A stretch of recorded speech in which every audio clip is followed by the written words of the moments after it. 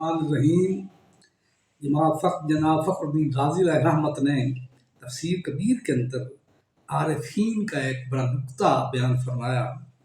وہ فرماتے ہیں کہ لفظ اللہ جو ہے اس کے 4 حرف ہیں، 1 الف، 2 لام اور آخر میں ہا ہے۔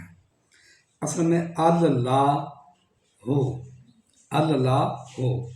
اور ایک لام کو، پہلے لام کو دوسرے لام میں مدغم کر دیا جاتا ہے، شاد ہو جاتی، اللہ بنتا ہے۔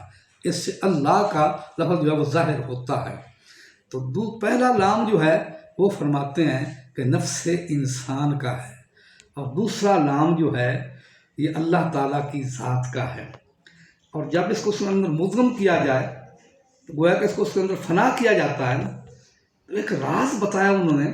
جب نفس انسان، کوئی بھی انسان اپنے نفس کو، اپنے آپ کو اللہ کے ذکر میں ایسا فنا کر دے، گم کر دے، اس انسان کو رب کائنات کی معرفت نصیب ہو جائے گی، رب کائنات کا حضور وہ سرخ روح ہو جائے گا، اللہ رب العزت کا اس کو وصال نصیب ہو جائے گا۔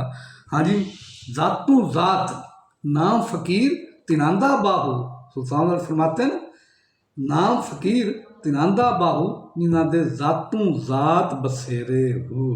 جب انسان کی ذات اپنے آپ کو اللہ کی ذات کا اس استغراق سے ذکر کر کے خدا کی ذات میں فنا کر دیتا ہے تو اس کو خدا قدوس کی معرفت نصیب ہو جاتی ہے، خدا قدوس کی ذات کا اس کو وصال نصیب ہو جاتا ہے۔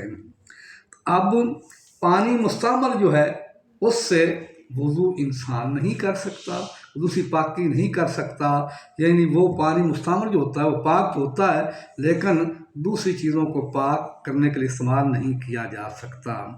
اب یہ بات بتائی جاتی کہ کھال جو ہے کسی بھی جانور کی، جب اس کو رنگ دیا جائے تو کھال جو ہے رنگنے کے بعد جس سے جوتے بنتے ہیں، کوئی مشکیزیں بنتے ہیں، وہ پاک ہو جاتی ہے، سوائے خنزیر کی کھال کے اور انسان کی کھال کے۔ انسان کی کھال انسان دیکھ لے کہ تو کتنا ناپاک ہے، انسان کی کھال رنگنے سے پاک نہیں ہوگی، خنزیر کی کھال رنگنے سے پاک نہیں، اس کا جوتا وغیرہ نہیں بنایا جا سکتا، وہ قابل استعمال نہیں ہے۔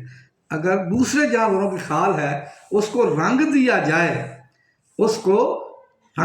جائے، ہاں جی، وَكُلُّ إِحَابٍ دھوے گا فقط طہرا جال صلاۃ فیہ والوضوء منہ الا جلد الخنزیر والآدمی۔ یعنی یہ جو کھالیں ہیں خنزیر اور آدمی کے علاوہ ان کو رنگنے کے بعد وہ پاک ہیں، مشکیزہ ہے اگر اس کھال کا، اس سے پانی پی سکتے ہیں، پاک ہے، اس کے وضو سے، اس کے پانی سے وضو کیا جا سکتا ہے۔ تو ایک تو یہ ہے کہ رنگنے کے بعد جو کھال ہے وہ پاک و صاف ہو جاتی ہے، اس سے وضو انسان کر سکتا ہے۔ اور جو بال ہیں نا مردار کے اور اس کی ہڈیاں جو ہیں یہ بھی پاک ہوتی ہیں۔ جانور کے بال، مطلب کتا ہے، خشک ہے، اس جسم پہ ہاتھ لگ جائے تو ہاتھ ناپاک نہیں ہوتا، کیونکہ بال جو ہوتے ہیں نا ہر جانور کے وہ پاک ہوتے ہیں، اس کی ہڈیاں بھی جو ہیں وہ بھی پاک ہوتی ہیں۔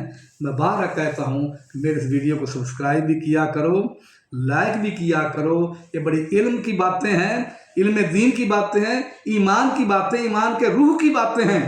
رب کائنات کو سبسکرائب کرو گے، فالو کرو گے تو رب کائنات تمہاری ہر قسم مشکلات کو دور فرمائے گا۔ یوٹیوب کے اوپر محمد صبا حسن ہے، ٹک ٹاک پر صبا حسن 1 ہے، اور فیس بک کے اوپر ڈاکٹر محمد صبا حسن ہے۔